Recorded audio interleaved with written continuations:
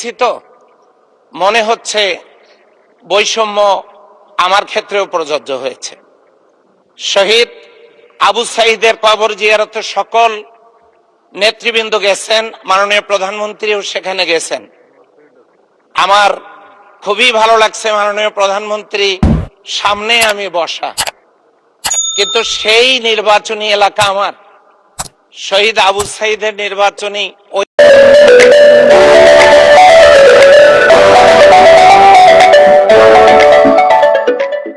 জনাব মোহাম্মদ নুরুল আমিন, রংপুর ৬। জনাব মোহাম্মদ নুরুল আমিন। আসসালামু আলাইকুম ওয়া রাহমাতুল্লাহ। আলহামদুলিল্লাহ ওয়াসসালাতু ওয়াসসালামু আলা রাসূলিল্লাহ।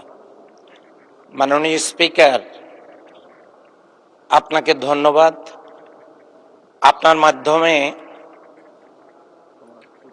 আমার পীরগঞ্জ রংপুর ৬ শহীদ আবু সাঈদের রক্তস্নাত জমিন, পীরগঞ্জের সকল মানুষকে, ভোটারদেরকে আমি আন্তরিক ধন্যবাদ জানাচ্ছি, যাদের অক্লান্ত পরিশ্রমে এই মহান সংসদে কথা বলার সুযোগ হচ্ছে।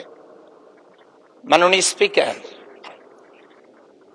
উদ্বোধনী প্রোগ্রামে, আমাদের সংসদের উদ্বোধনী অনুষ্ঠানে শহীদ আবু সাঈদের সম্মানিত পিতা এখানে উপস্থিত ছিলেন সেই রিকশা চালক। দুঃখজনক হলেও সত্য, মাননীয় প্রধানমন্ত্রী সহ স্পিকার সহ যারা এখানে বক্তব্য দিয়েছেন তাদের নামটা তারা উচ্চারণ করলে তারা সম্মানিত হতেন, কিন্তু আমরা কেউই তাদেরকে সেই সম্মানটুকু দিতে পারিনি।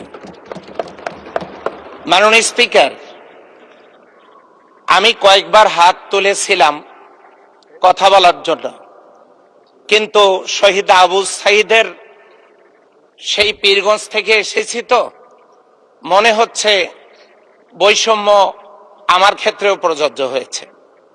শহীদ আবু সাঈদের কবর জিয়ারতে সকল নেতৃবৃন্দ গেছেন, মাননীয় প্রধানমন্ত্রীও সেখানে গেছেন।